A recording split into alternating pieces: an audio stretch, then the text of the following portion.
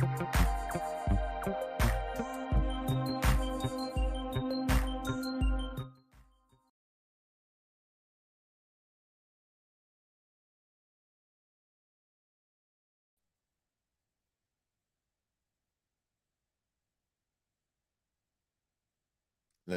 see. I actually need to do one more thing. Sorry for just give me.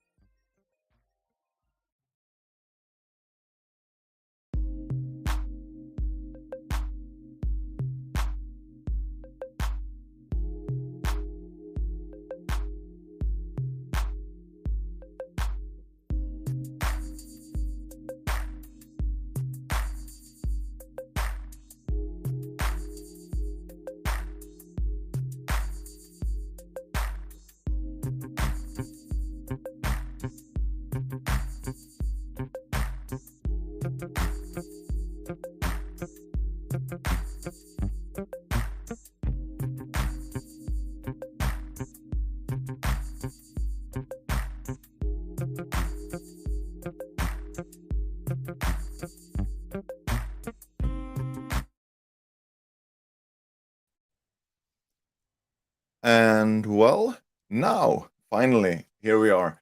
Hi there, a fantastic Wednesday morning to you, and welcome to episode 7 of our live stream series with your host. That's me, Fredrik Holmboe. And I actually had hoped that this would be one of the live streams where some of the tech didn't, mess up. But of course, live streams is like live streams are, and something happened. But I'm absolutely thrilled to have you here with me today as we dive into the fascinating world of digital marketing, modern communication strategies, and organizational psychology in pharma and life science. First off, massive thank you to our amazing repeat attendees for joining us once again. You rock. Say hi in the chat. I know there's a few of you. And for those of you who are new to our stream, we are happy to have you here as well, of course. If you're new here, don't hesitate to drop a comment saying, I'm new, so we can give you a warm welcome. And now let's talk mornings. What does your morning look like? Is it beautiful, shiny, warm, cold, amazing, stressful, calm? We'd love to hear how you're doing and where you are tuning in from. So go ahead and share in the comments. And, when done, grab your favorite cup of coffee or tea. Mine is here. And let's get ready for an exciting and informative 30 minutes together.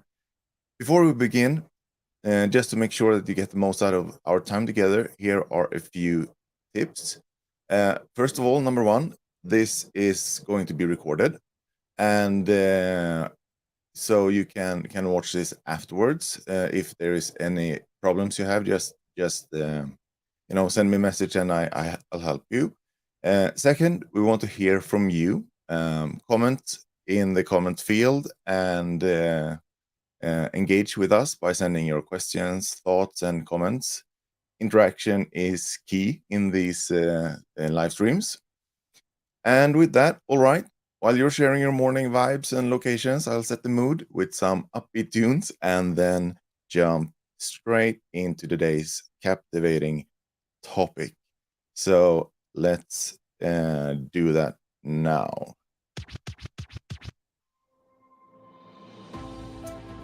Today's exhilarating topic takes us on a journey through the groundbreaking work of, and you've heard of him, Daniel Kahneman.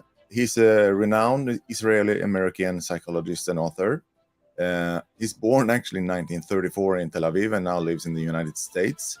He wrote a very influential book, Thinking, Fast and Slow, which delved deep into the dual process theory of human cognition, exploring how our brains operate both on the fast system one thinking, and that is the automatic and intuitive thinking process, system one, while system two is the slower, more deliberate and analytical thinking process in our brains.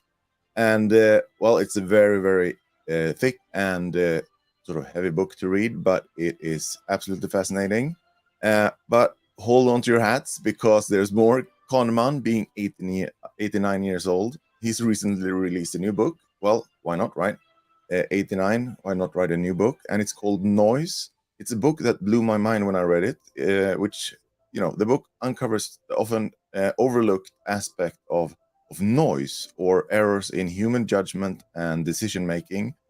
And in Noise, Kahneman and his co-authors emphasize the significance of reducing noise in our decision making processes by seeking consistency and identifying patterns and utilizing unbiased data.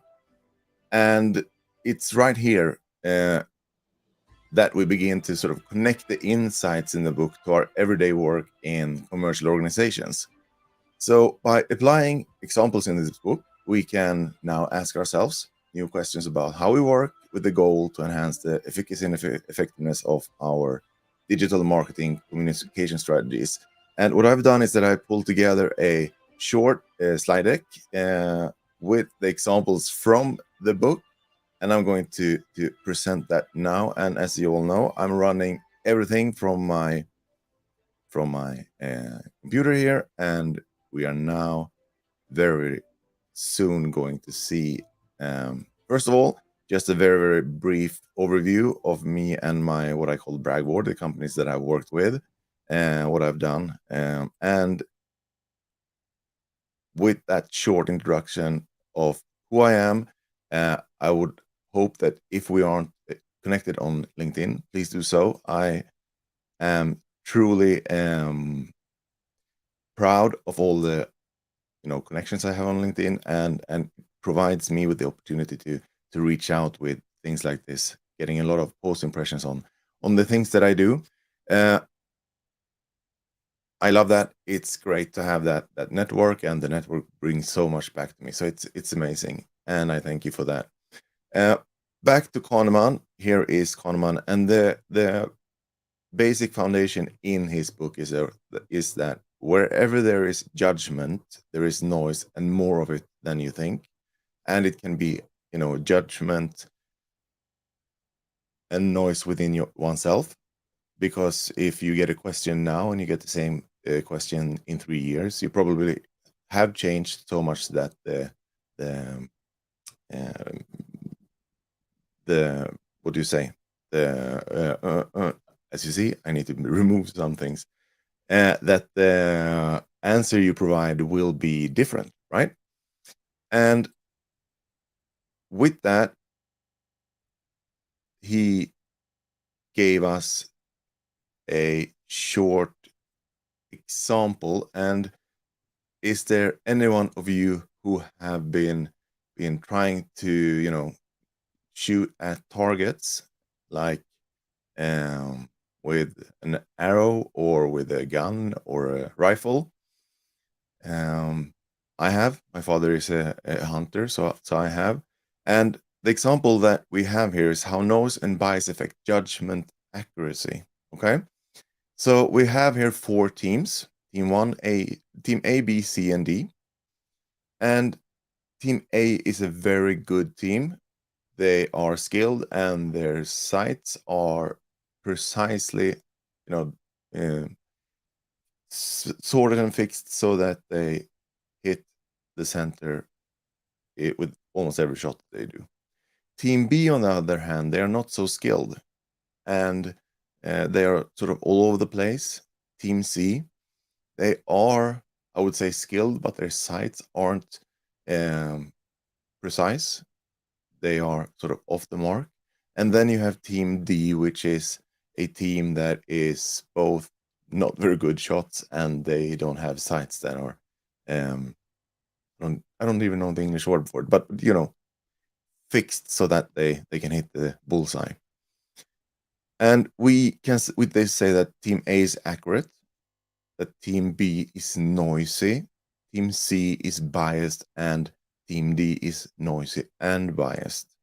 And we all know biased, you are leaning towards something that isn't correct, your assumptions are wrong, or you have preset assumptions about something that draws you in a certain direction. But then you have noisy, team B, and as they are spread all over the target, what this means is that we can see that they are spread across the target, right?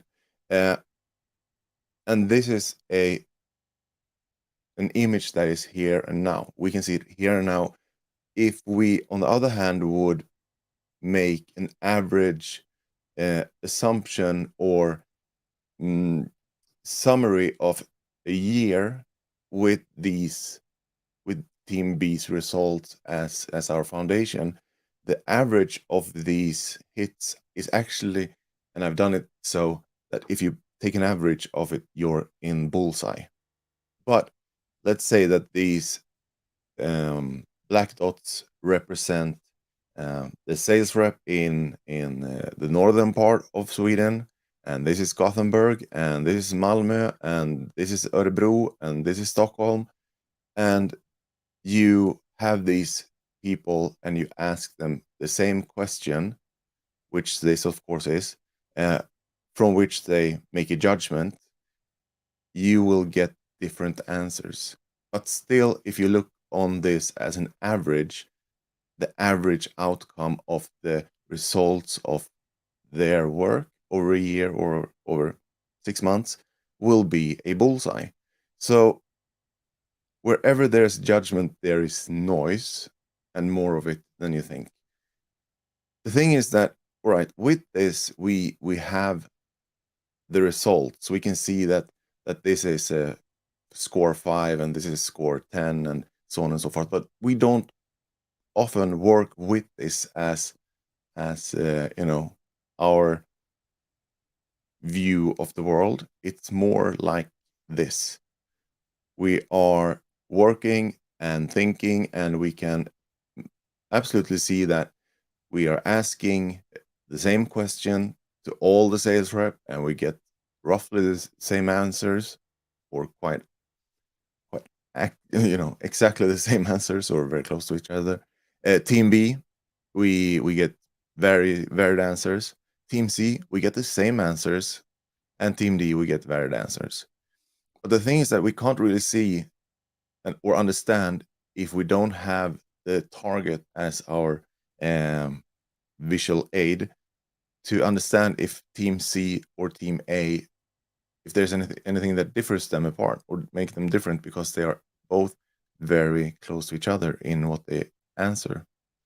And we can understand that Team B and Team D are, of course, not on the same page, but we can't really say or understand that Team D is actually also biased in their sort of varied responses. So this is how the example that Kahneman gives in his book, with these 4 examples, team A, B, C, and D. And if we now sort of bring this example into the digital world, we talk about commercial communication, we talk about commercial business, we talk about being competitive in the market.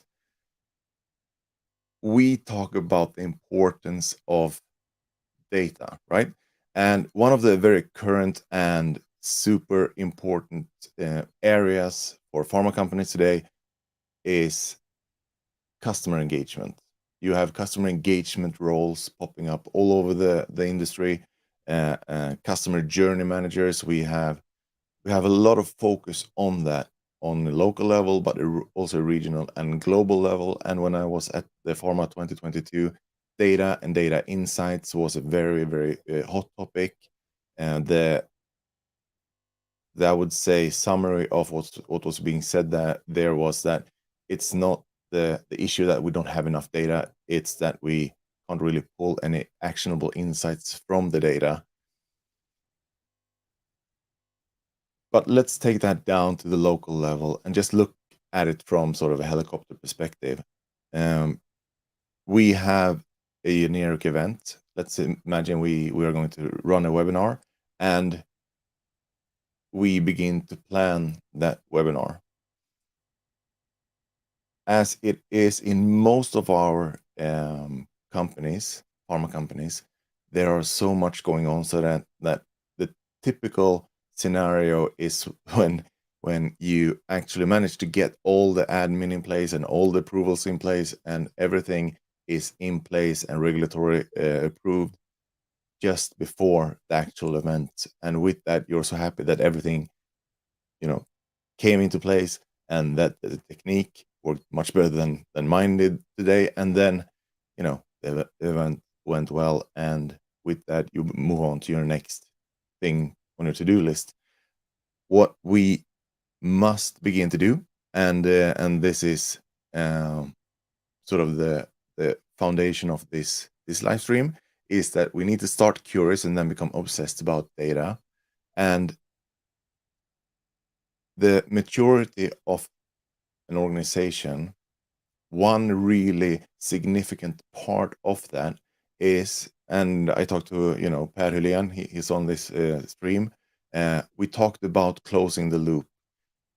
His part of closing the loop is in the world of the CRM system and the tech, and my part of closing the loop is providing the content to that journey of closing the loop. So maturity depends a lot on how you use data to guide your next event. Measurable outcomes should be the only thing that guides how you act and what initiatives you focus on and how you sort of build and create events. So what we need to do is what I like to call do the homework. And the reason why is that there's always this pre, during, and after part of a webinar.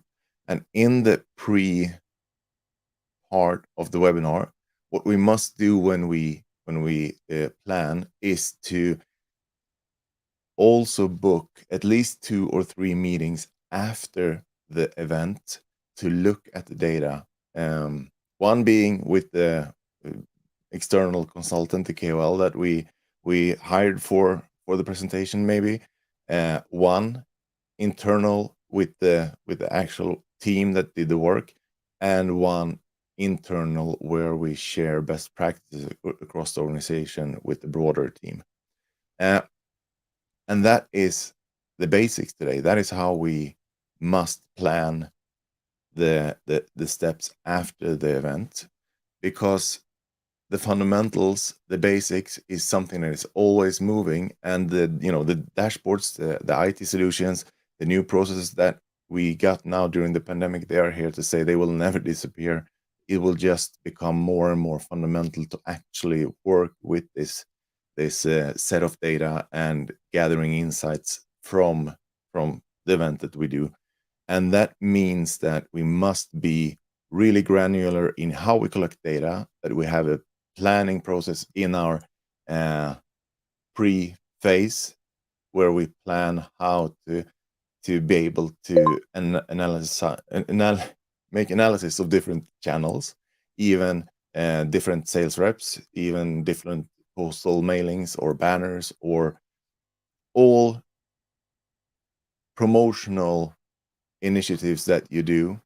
Let's say that you run a banner or 2 different versions of a banner on internet medicine or something like that.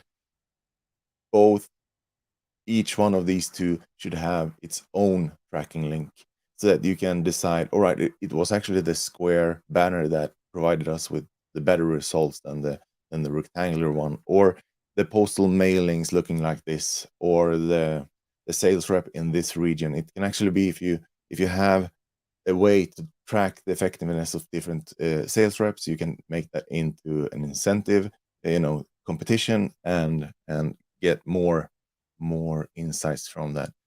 The more granular data that you have, the better your post-event evaluation meeting will become, and the better you will be able to sort of improve and provide your market with better customer experience.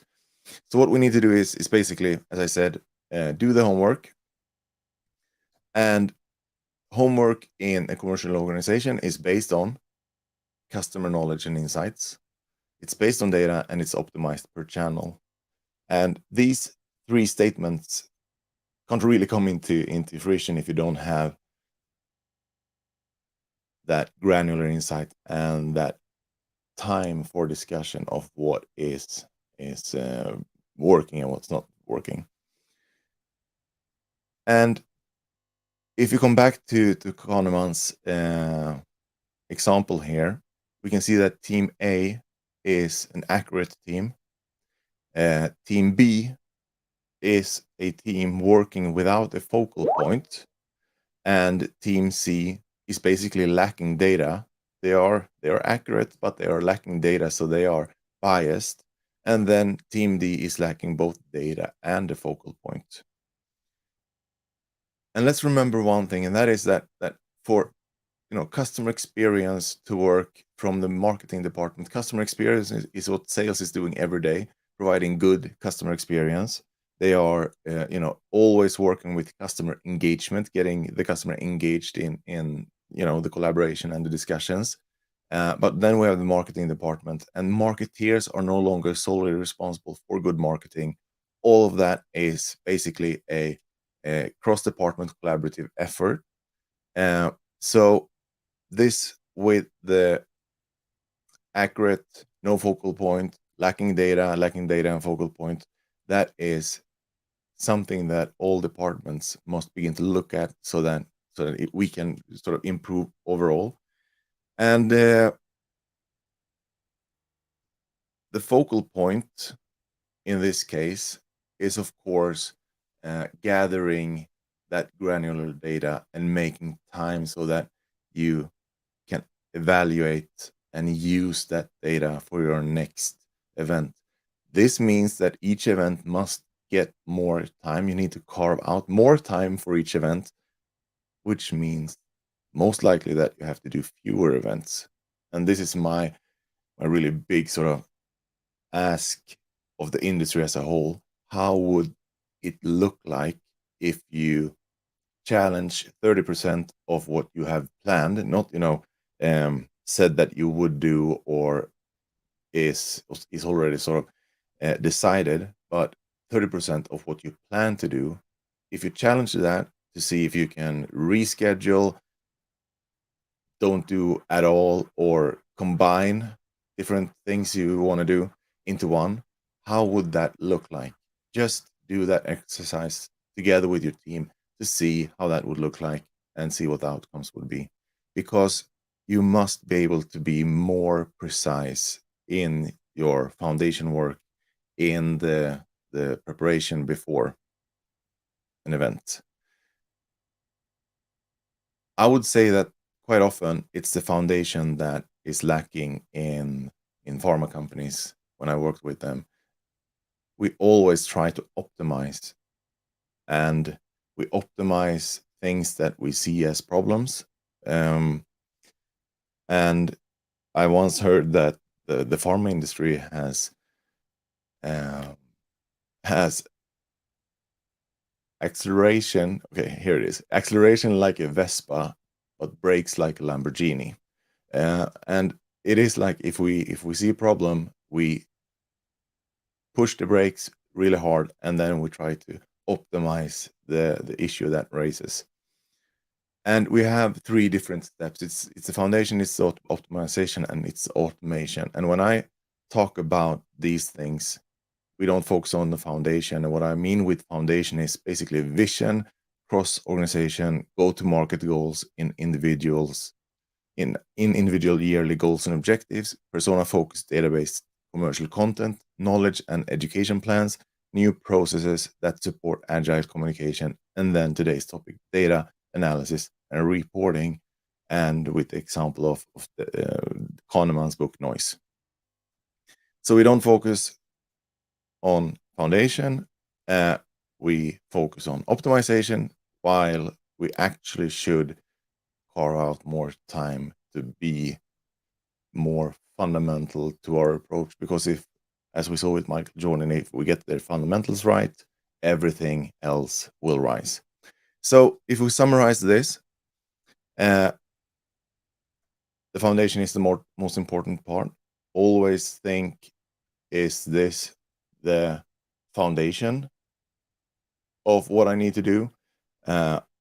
Or is what I'm trying to do now lacking a foundation and will be sort of too loose? And then accurate, no focal point, lacking data and focal point. For me, the focal point in all commercial work is always a persona. You have listened to me before, you know that is my mantra, and with this as a visual, I hope to have raised sort of the question of, or the importance of having those follow-up meetings, the 3 follow-up meetings after an event. Because what we must do is get our customers to look at something that we send them digitally and have them say, wow, this company actually provides really useful stuff. Because we have 2 different stereotypes, and it's the digital inhabitants and it's the digital immigrants. We are working with them today, but it's not them alone that we need to target. We also need to understand how this guy will think when he grows up. And well, if we don't have data and if we don't pull insights from that, it will be very hard to understand how he thinks. So with that, I would say that it's time for discussions. I have not seen any. Let's see, I'm going to go over to my other view, and I can see that, let's see, there we have it. Here I am. Per Hylén, morning, nice to have you here. What's your thought on the Kahneman example? Do you have any thoughts about the accuracy and the bias and the focal point and all of that, and the connection between the book Noise, which I can only recommend that you buy and read? I know that Jeanette, a friend of mine, she bought it, and it's going to be really great to hear what she says when she's read it. But any thoughts on this? I'm happy to have your ideas and thoughts. And well, we're reaching the 9 o'clock mark. I will be live streaming every Wednesday. This is episode 7, and they are on YouTube from episode 1. I would rather remove that one because it was a slight disaster, but I'm thinking that I will keep all of these live streams because I hope that I will become better and better. It's a journey for me to do these live streams. And when I have done, like Linda Björk, who is very good at these LinkedIn live streams, when I've done more than 200 of them, I hope that I will be able to look back on my first 10 and have a really good laughter at my attempts to doing these live streams. So it's a journey. Thank you for being with me. Thank you for taking your time this morning and joining me. And with that, I wish you a great Wednesday, and keep in touch. Send me a message and let me know what you think about this live stream. Have a good one. Bye for now.